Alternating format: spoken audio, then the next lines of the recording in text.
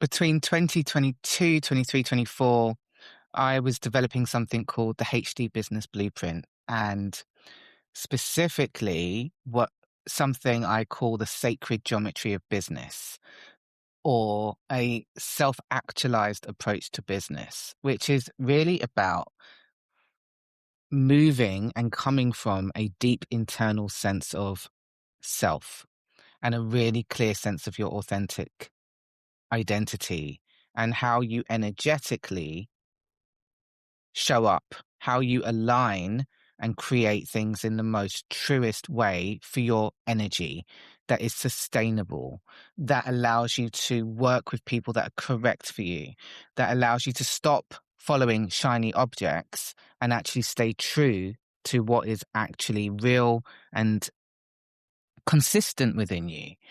And your human design chart gives, and your gene keys gives you a wealth of knowledge about the core themes that you're going to experience in your life that allows you to make sense of your standout thought leadership. It gives you a really clear idea about the kinds of offers that are actually sustainable for you to deliver. So, you might be bombarded with loads of ideas about how to scale, how to build an offer, how to market. And there are very specific skills that you need for selling and for marketing. Those skills are non-negotiable skills. But when you marry that and pair it with living your design and applying design principles to your business, things get really, really magical. So this isn't just about applying to business. This is about working with founders, entrepreneurs, spiritual seekers, people who know they're here for more and are still actually thinking, why am I here? What am I doing? How do I transform and evolve my consciousness to step into an identity of someone who leads in a sustainable way? How do I stop letting the patterns that I've been conditioned by run my business or run my life or run my career? Things like undercharging, overworking, proving your value. These are the things that are sneaky and show up and actually can be resolved when you really look at how these thematics and conditionings are showing up based on your energetic configuration. Not only having the understanding of it, but actually having the tools, the energetic tools to recalibrate. So I just want to talk briefly about one of the principles in the HD Business Blueprint, which I run as a single masterclass, but also is part of the HD Business Blueprint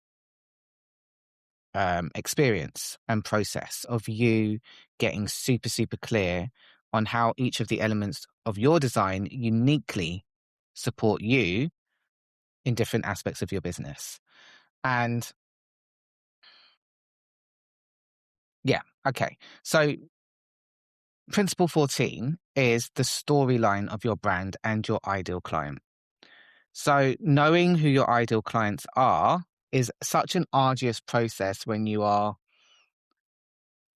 trying to figure out what's inside the heads of the people that you serve. So yes, there's market research. Yes, there's informal conversations. Some people approach it with, this is what I've experienced, so I'm going to, I resonate with these types of people and I know the problems and the specific pains that they're experiencing because I've navigated this myself, which is a really great starting point. But human design gives us a little bit more insight. So in this aspect of the work, we know how to identify who your ideal clients are, and we use that information to be able to craft copy and content that resonates. And this really shifted everything for me when I knew specifically who my fractal clients were, because the actual way you show up. So for me, My fractals are one lines. I'm a one line too. So I know that I can show up with my depth. I can show up with my case studies. I know what my clients need. My clients on a cellular level are they're going to resonate when I'm providing depth, when I'm not providing things that are fluffy or just happen to be insight, but without the structure underneath it. And there's lots more to this. I'm just going into a brief, I'm touching on it briefly to show you what's possible for you. So on a life level, applying this and implementing this in a practical way helps you to align with yourself and create flow and to find peace on your own pathway and understand how to flow over force, which is absolutely everything I stand for. So we need to understand something about trajectory, which is the life path and the direction that you are being drawn to towards your incarnation cross. So we have a G center, we have a magnetic monopole, and that magnetic monopole, when we are in alignment with our authentic self, when we are surrendered to the truth of who we are, and we are following our intuition, our internal knowing, our decision-making strategy, we are not being taken off our path and continuing to walk in a direction that is not true. When we understand, actually, our human design shows us that we have a very specific trajectory. And actually, you're never going to really be pulled too far away from it. You're always going to be pulled back because there will be obstacles, there will be delays, there will be repeating harsher experiences that bring you more and more back into that alignment of your trajectory. When we look at trajectory, we're looking at 4 key gates. We're looking at our nodal pathway. So we're looking at the north node, the south node on the design, on the personality side, and we're looking at the north node and the south node on the design side. And actually, let me just check my phone quickly to see, because I was expecting. Okay, so this is really what we talk about, which is taking us on the trajectory of our journey and our evolutionary pathway to fulfill our purpose, which is our incarnation cross. And those are the top 4 gates, which in Gene Keys happens to be the activation sequence. So your life work, your evolution, life work is conscious sun, evolution is conscious earth.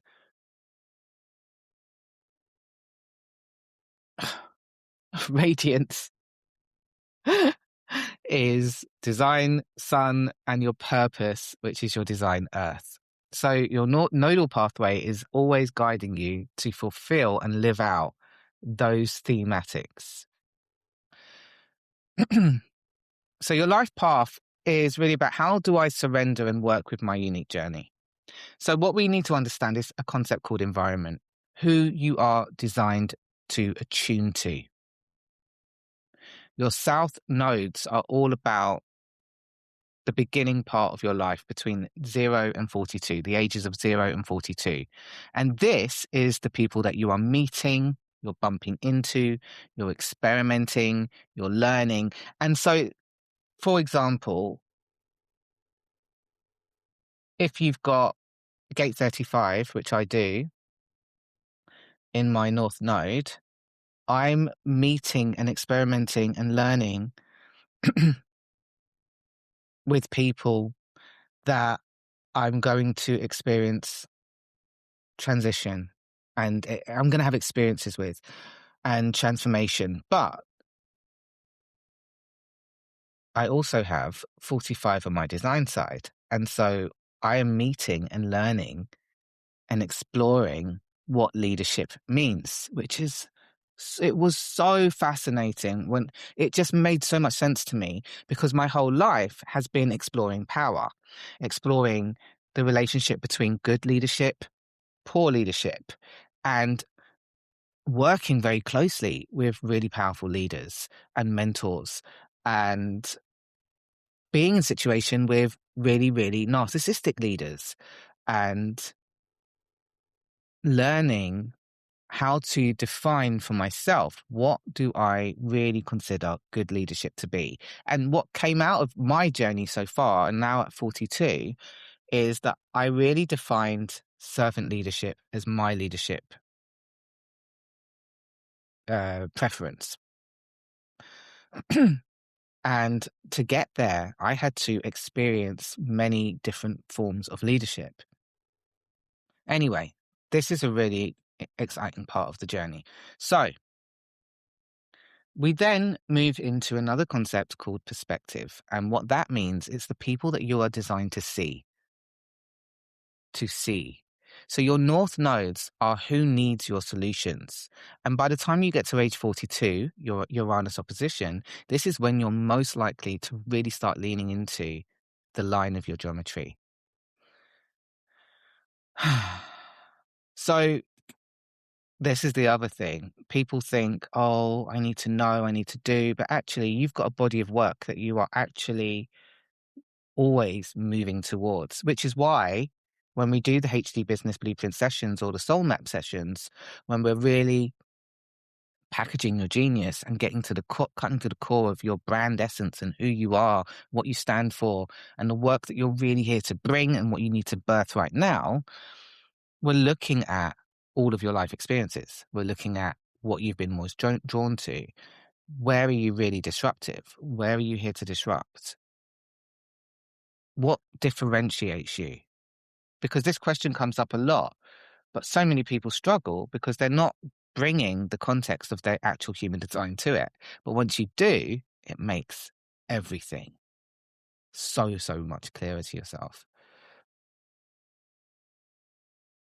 So knowing this helps you to understand and make sense of the journey as you grow and continue to evolve. But your perspective evolves out of who you've bumped into throughout your life. So again, my perspective was shaped by the leaders that I experienced. And early in my life, being a projector who's basically a double reflector and only having two centers defined, my spleen and my G center, I always had, earlier in my life, I really gravitated towards very driven, very authoritative, very focused, very strategic leaders because I loved how they led and how they created change. But there was a very dark shadow side to that as well, which was a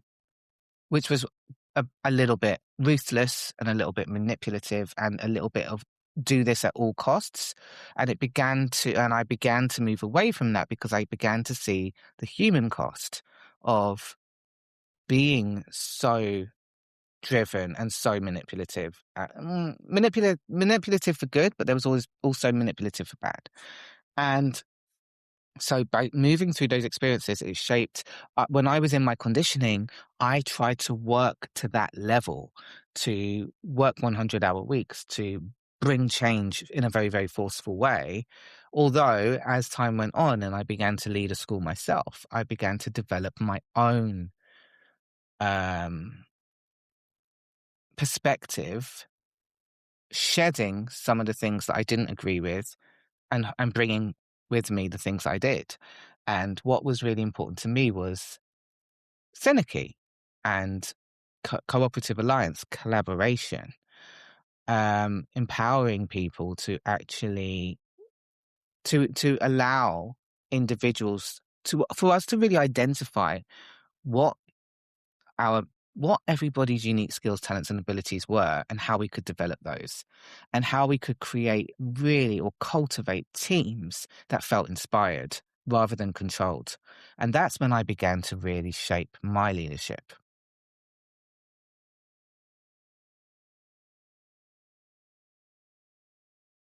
So we also begin to look at your profit potential, which are what are the problems that you're here to solve? And we see this where you have a third line theme in the gates So where you have a gate, where you have an open center and a third line theme, because the third line is always about innovation. It's about experimentation. It's about literally trial and error and approaching life by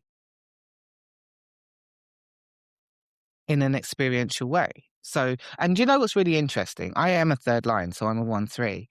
And my approach to teaching and developing pedagogy and developing readers, independent readers, and my classroom culture was always taking a scientific approach.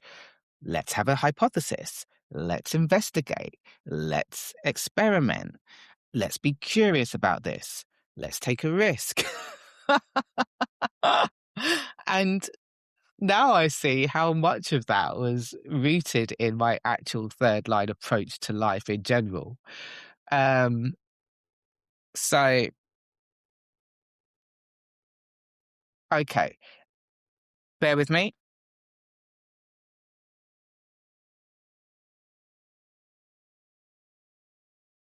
So, your profit potential gate, this tells us the gate's potential for attracting money and how we are designed to fulfill our financial needs in ways that we can trust.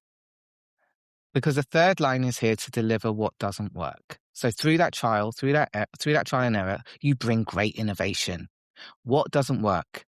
What have you discovered in relation to these gates and these thematics in your chart and the thematics of that specific center? So if you have an open will center, you might be somebody who has learned a huge amount about trying to prove your worth. Or if you have an open sacral, you might be somebody who's learned a lot about actually how to work with sacral energy, how to actually create in a sustainable way. Because you're bringing the wisdom of that knowledge. How can you improve it or help others based on your discoveries?